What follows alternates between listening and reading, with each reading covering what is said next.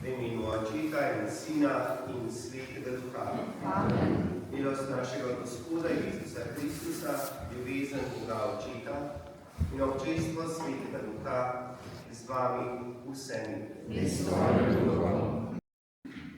Dobro jutro, pohodniki in vsi prisotni, domačini, dobrodošli.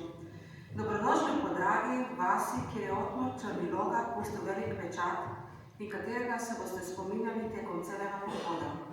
Vsemogočnemu Bogu.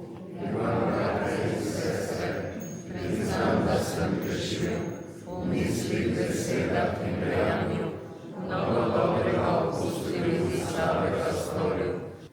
Mi bomo pot nadaljevali proti cerkvi svetega Socerba, potem na vrheh cerkev svete Ane in cerkev svete Marije na Vrabčah oziroma Tabru, kjer se nam bo pridružil vojaški kaplan Gašper Naglost. Blagoslovi vas vsemogočni Bog, Oče in Sin in Sveti Duh. Amen. Pojdimo v miru. Bogu hvala.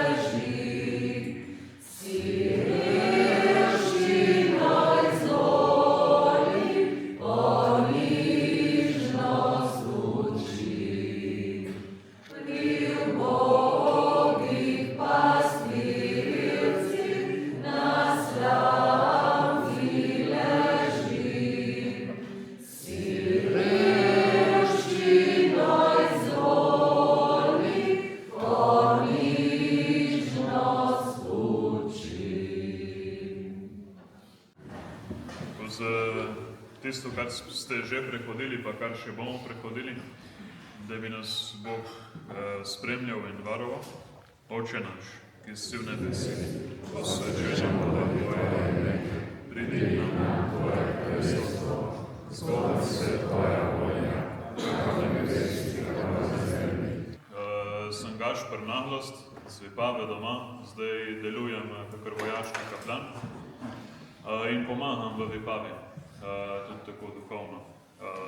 Zdaj danes za današnji pohod Otmarjev, pohod sem se odločil, rožni venec bomo vzeli veseli del, malo pogledali, kaj je rožni venec tako skozi. Zdaj bomo pa vzeli samo pač prošnje, tako so vira, upanje, ljubezen, ki jih imamo na začetku rožnega venca, tiste 3 jagode, ki so, ko prosimo Boga, da naj nam poživi viro, ki nam naj utrdi upanje in vžgi ljubezen. Zdaj sam rožni venec je tako, da se je počasi razvil nekako v 16. stoletju.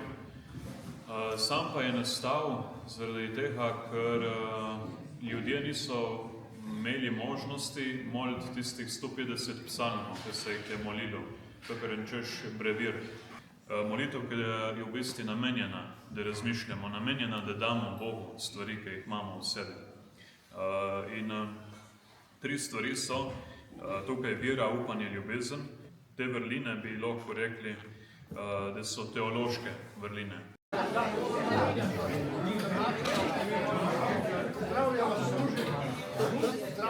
V evangeliju, veseli novici, prav to, kar vsi poznamo, ne? Ko pride angel Gabriel in reče: pozdravljena, milosti polna, Gospod je s teboj. In potem se Marija prestraši in potem angel reče: ne boj se, Marija, kaj ti našla si milost pri Bogu. Glej, spočela boš in rodila sina, ki mu da ime Jezus. Ta bo velik in sin najvišjega. Gospod Bog mu bo dal prestol njegovega očeta Davida, kraljeval bo v Jakobovi hiši vekomaj in njegovemu kraljestvu ne bo konca. Pri Bogu ni nič nemogoče. Zdaj to si lahko predstavljamo, že sploh v današnji dobi, to ni več nek tak tabu, ampak predstavljamo si Marijo, popolno punco, perfektno, vsi so jo poznali v tistem okolišu in je bila, bi rekel, najbolj pridna od najbolj pridnih. In potem na en čuden način zanosi. Gotovo niso bile sam lepe besede, se govorile o njej, ne? Verjetno je bilo ogromno tudi slabega in tako. Tudi Jožef sam, ki je potem videl, kaj je, ne? Pogremo naprej, ne? Je porazmišljal, ne? Ali bi jo odslovil ali ne. Ali bi bila še z njim ali ne. To je bila velika, bi rekel, dilema in upravičeno je Marija mogla biti prestrašena, kako bo bilo vse to izgledalo. Ampak v selih, Marija je pogumna ženska, ne? Si je upala v bistvu sprejeti Božjo voljo. In to v tej skrivnosti, ki si ga Devica od Svetega Duha spočela, lahko razmišljamo prav to, da sprejmemo Božjo voljo, čeprav nam dostikrat sploh ni jasna, kakor Mariji ni bilo jasno, marsikaj, ker kakšenkrat kar mišljamo, saj ona je že vedela, ne, to bo bilo kar tako enostavno, lepo šlo, ne. Da ti pride eden in ti reče, zdaj bo bilo pa malo drugače, kakor si si predstavljal in sploh ti ne razjasni, kako drugače. In moramo videti tudi ta njen pogum.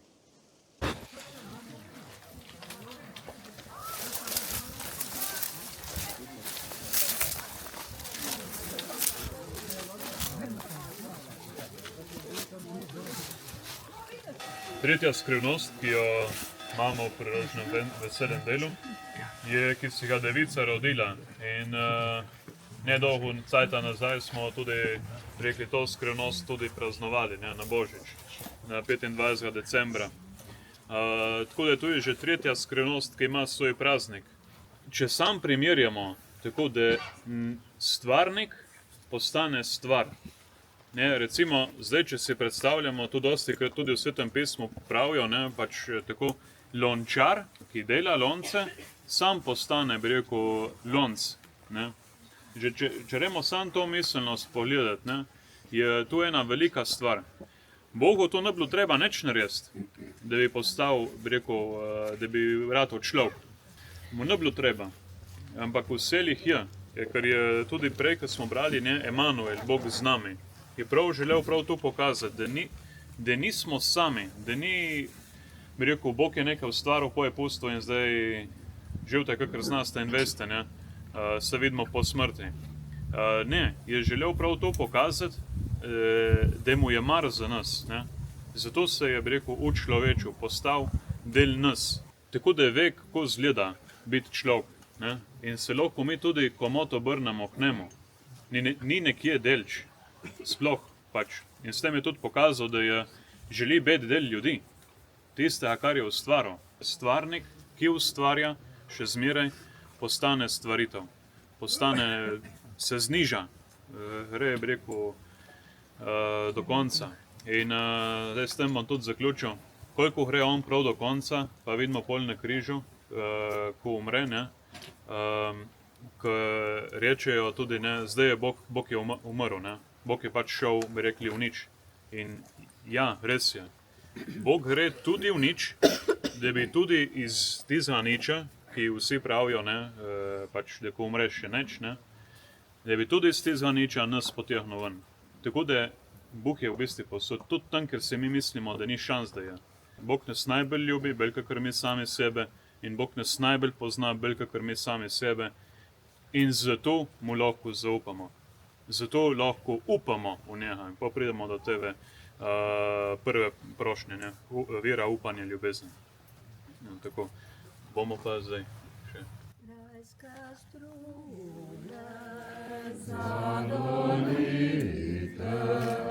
Od nebes odmevajte,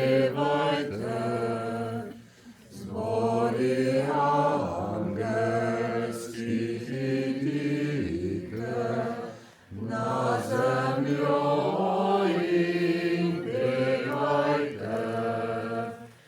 Slava vodi nam višava, slava Bogu najdolji. Mir ljudi pa ponižava, naj nocojšnja noč rozi.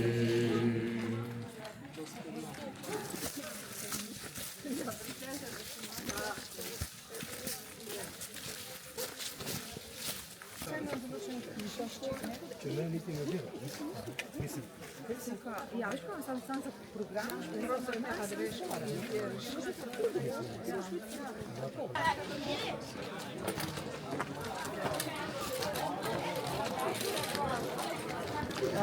Imamo še kaj čaja? Ok, da 10 evrov čaja.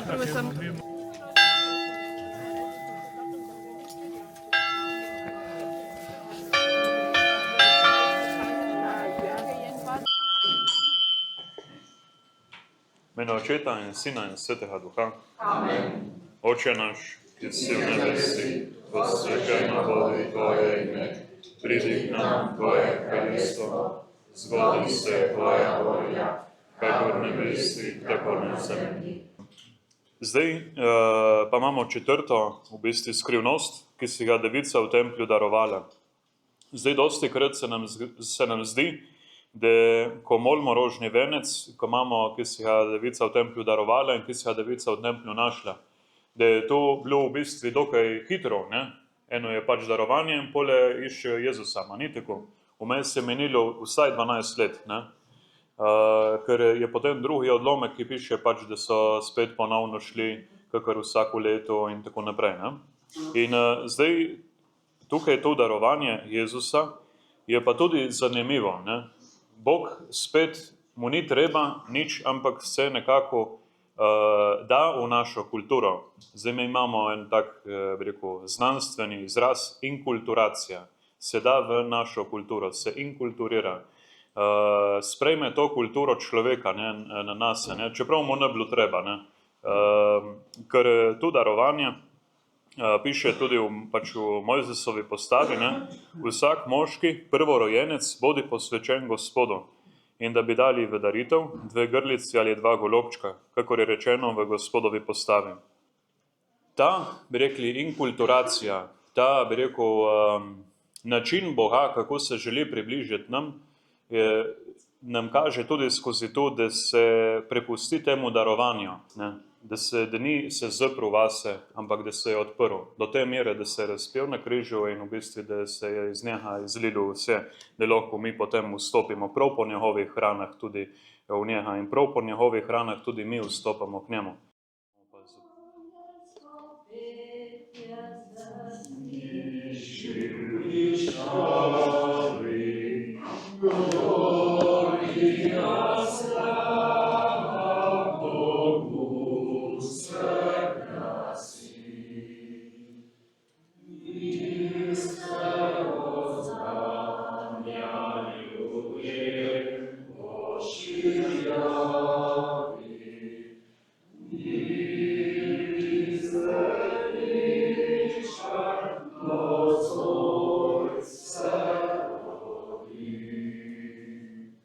Tako še zadnja skrivnost, zadnja cerkev, v kateri smo danes,